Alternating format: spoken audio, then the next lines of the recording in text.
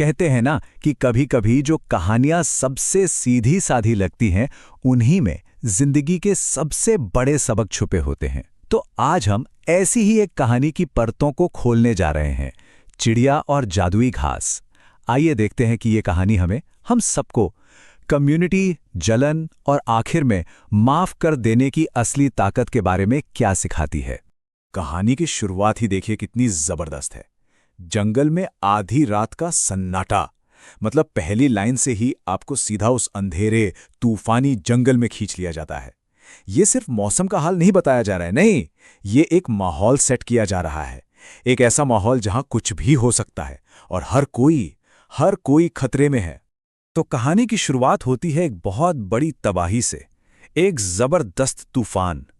पर यह कोई आम आंधी तूफान नहीं है। असल में ये वो एक घटना है जो सबकी जिंदगी को हमेशा के लिए बदलने वाली है और हर किसी का असली चेहरा सामने लाने वाली है। और इस पूरे तूफान के बीच में है रानू चिड़िया। सोचिए, एक झटके में उसका घर, उसकी पूरी की पूरी दुनिया बिखर जाती है। ये सिर्फ एक घोंसले के टूटने की बात नहीं है, ये उस सेफ्टी, उस बुनियादी सुरक्षा के छिन जाने की बात है जिसकी जरूरत हम सबको होती है। और यहीं से कहानी का कैनवस बड़ा होना शुरू होता है। और फिर एक बच्चे की आवाज आती है, माँ, अब हम कहाँ सोएंगे? ये छोटा सा मासूम सा सवाल है, पर ये उस पल की सारी बेबसी, सारी लाचारी को एक साथ सामने रख देता है। ये सवाल नहीं है, ये उनकी टूटी हुई दुनिया की एक ऐसी सच्चाई है जो दिल दहला देती है। लेकिन ठीक उसी पल जब लगता है कि भाई अब तो सब कुछ खत्म हो गया, कहानी में एक जादुई मोड़ आता है। अब ये कहानी सिर्फ जिंदा रहने की जद्दोजहद की नहीं रह जाती, बल्कि ये अच्छाई और बुराई के बीच एक असली इम्तिहान बन जाती है। तो सवाल ये है कि आखिर ये जादुई घास है क्या चीज? देखिए, ये कोई मामूली घास नहीं है, ये तो एक सुनहरा चमत्कार है। एक ऐसा गिफ्ट जो सिर्फ उन्हें मिलता है जिनका दिल साफ हो। और इससे बना घर वो सिर्फ ईंट पत्थर का ढांचा नहीं, बल्कि अच्छाई का एक ऐसा मजबूत किला है जिसे दुनिया का कोई तूफान हिला नहीं सकता। और रानू, वो इसी घास से अपने परिवार के लिए एक खूबसूरत चमकता हुआ घर बनाती है। उस बर्बाद जंगल में वो घर उम्मीद की एक रोशनी जैसा लगता है। पर जैसा कि हमेशा होता है, जहां रोशनी होती है वहां परछाई भी पीछे पीछे चली आती है। ये चमत्कार कुछ के लिए तो उम्मीद की किरण बनता है, लेकिन कुछ के लिए जलन की वजह बन जाता है।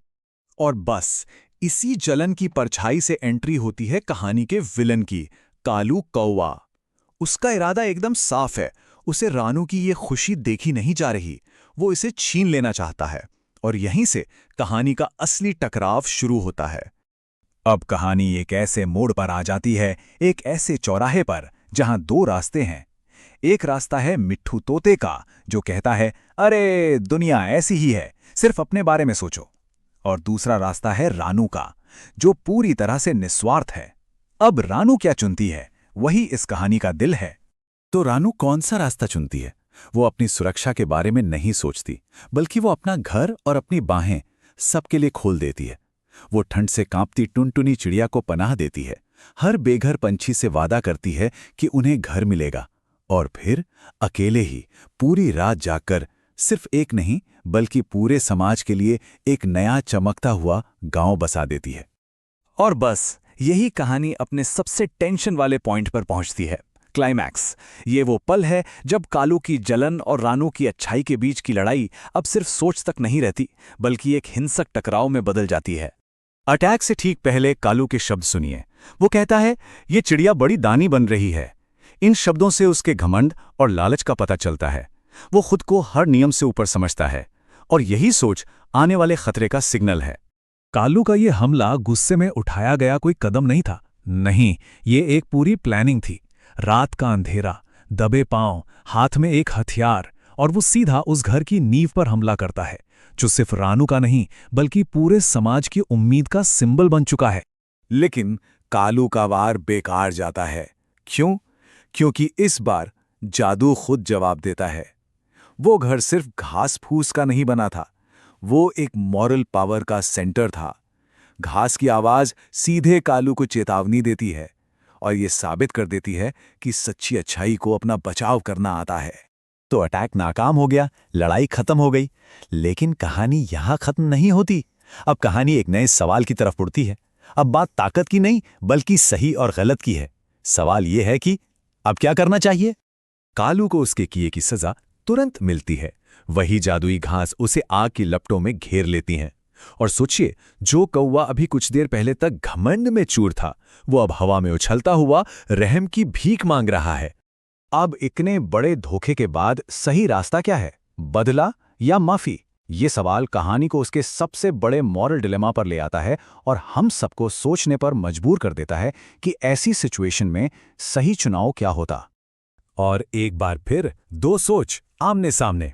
एक तरफ है मिट्ठू तोता, जो कहता है इसे माफ मत करना, ये चालाक है, ये दुनिया का प्रैक्टिकल नजरिया है, बदला। पर दूसरी तरफ रानू है, जो एक बिल्कुल अलग रास्ता चुनती है, माफी का। उसका मानना है कि अगर कोई अपनी गलती मान ले तो उसे एक और मौका मिलना ही चाहिए। और रानू की अच्छाई की तो कोई सीमा ही नहीं है। वो एक कदम और आगे जाती है। वो सिर्फ कालू को माफ नहीं करती, बल्कि ये वादा करती है कि पूरा समाज मिलकर उसके लिए भी एक जादुई घर बनाएगा, उसे वापस अपने बीच शामिल करने का वादा। ये सिर्फ माफी नहीं है, ये एक टूटे हुए रिश्ते को फिर से जोड़ने की एक ईमानदार कोशिश है। और यहीं कहानी हमें अपने सबसे गहरे, सबसे पावरफुल मैसेज के साथ छोड़ जाती है। जो दूसरों का घर बसाता है, ईश्वर उसका घर कभी उजड़ने नहीं देता। ये सिर्फ एक लाइन नहीं है, ये एक बहुत बड़ा सच है कि हमारी अपनी सेफ्टी, हमारी अपनी खुशी असल में दूसरों की भलाई से ही जुड़ी हुई है। स्वार्थ हमें तोड़ता है, पर कम्युनिटी वो हमें हमेशा के लिए बनाती है।